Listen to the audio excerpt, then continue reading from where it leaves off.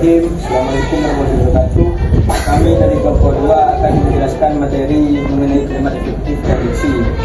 Sebelum itu, saya sebagai moderator akan memperkenalkan anggota dari kelompok 2. Perkenalkan, nama saya Hendra Irawan, saya sebagai moderator di sini. Perkenalkan, nama saya Khairul Nafid, saya sebagai pemateri pertama dalam penyampaian tugas kali ini. Perkenalkan, nama saya Nabila sebagai pemateri kedua. Perkenalkan, nama saya Irawan, perkenalkan, nama saya Tuti sebagai pemateri keempat. Perkenalkan, nama saya Ismail Jabir sebagai pemateri kelima. Perkenalkan, nama saya Lena Tulistia sebagai pemateri ke-6. Bismillahirrahmanirrahim. Assalamualaikum warahmatullahi wabarakatuh. Saya sebagai pemateri pertama dalam tugas bahasa Indonesia kali ini, saya akan menyampaikan apa itu definisi dari kalimat efektif dan apa definisi dari diksi.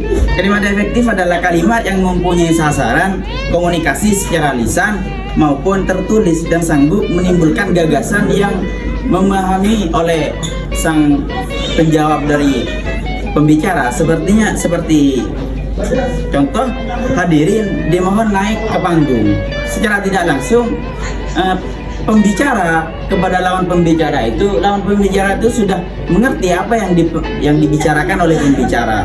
Seperti hadirin dimohon naik ke atas panggung. Jadi yang mendengarkan itu sudah langsung paham bahwa kita itu dimohon untuk maju ke atas gitu.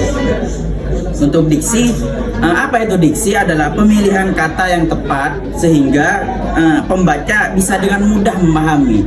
Seperti yang contoh tadi, maksud dan tujuan dari si penulis. Seperti contoh lagi, hadirin dimohon naik ke panggung. Kata hadirin itu sudah dipahami oleh semua yang mendengarkan bahwa kita semua itu harus naik ke panggung gitu. Jadi itu adalah definisi dari kalimat efektif dan diksi, bahwa kalimat efektif itu adalah kalimat yang mengenai sasaran komunikasi secara lisan ataupun tertulis dan sanggup menimbulkan gagasan yang sama tepatnya dalam pikiran pendengar dan atau pembaca seperti yang dipaparkan oleh penulis atau pembaca. Sekian, terima kasih. Wassalamualaikum warahmatullahi wabarakatuh. Materi yang kedua adalah bentuk kalimat efektif. Yang pertama adalah kalimat argumentasi. Kalimat argumentasi ini biasanya berisi tentang ajakan seseorang.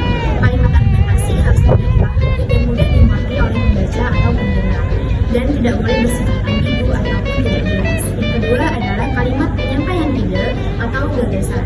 Saat kita menyampaikan sebuah ide, harus menggunakan kalimat efektif agar mudah dipahami dan tidak terkesan berbelit-belit sehingga menimbulkan suatu kesalahpahaman.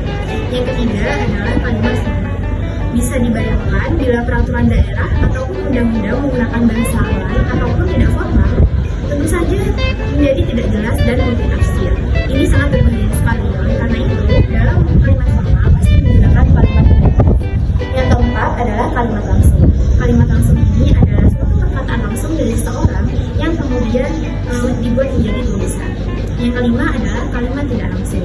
Kalimat tidak langsung ini adalah teknik penulisan melalui cara menceritakan ulang kata yang sudah dilakukan sebelumnya.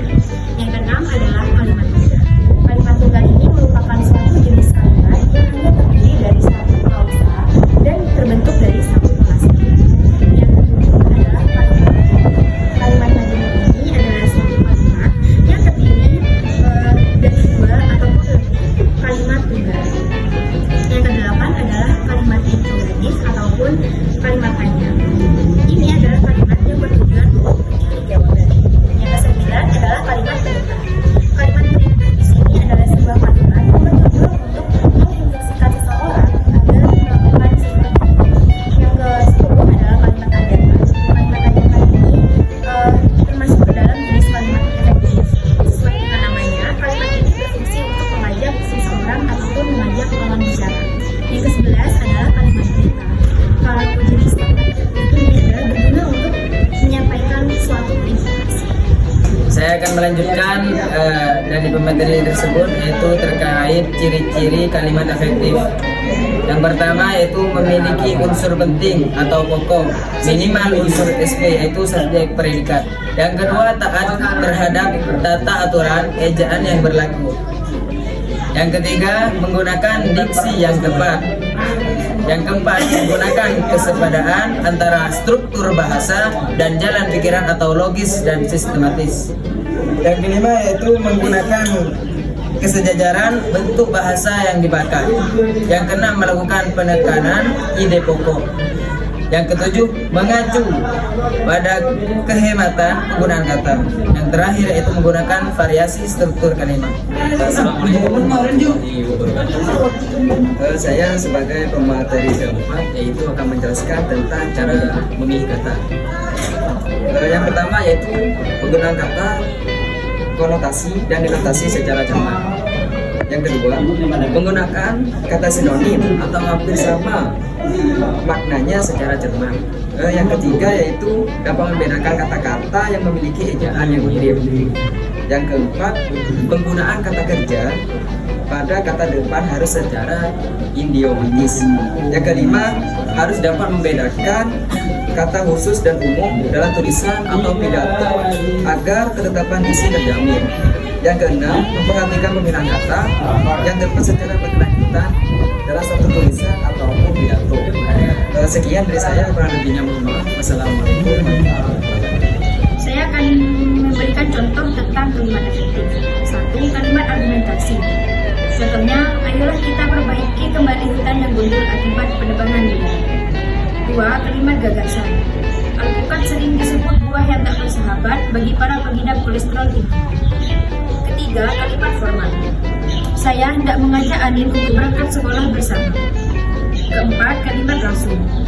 Laki-laki yang tadi lewat adalah suami baruku, kata Ibu Dewi kepadaku. 5. Kalimat tidak langsung.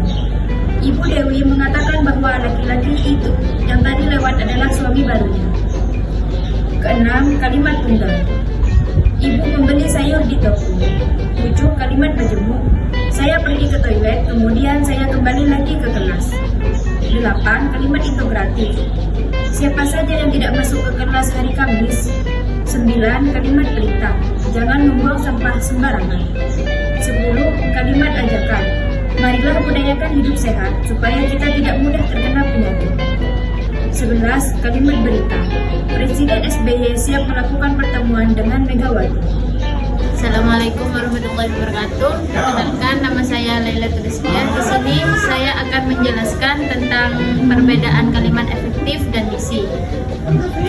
Kalimat efektif adalah susunan katanya sehingga dapat menyampaikan ide pokok yang sama antara pembaca dan penulis. Sedangkan kalimat diksi adalah pemilihan katanya.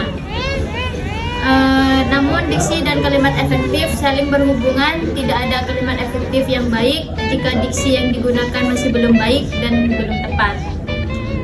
Jadi dapat disimpulkan bahwa diksi adalah bagian dari kalimat efektif, dan kalimat efektif adalah bukti nyata penggunaan diksi yang baik sehingga gagasan dari si penulis dan si pembaca sama.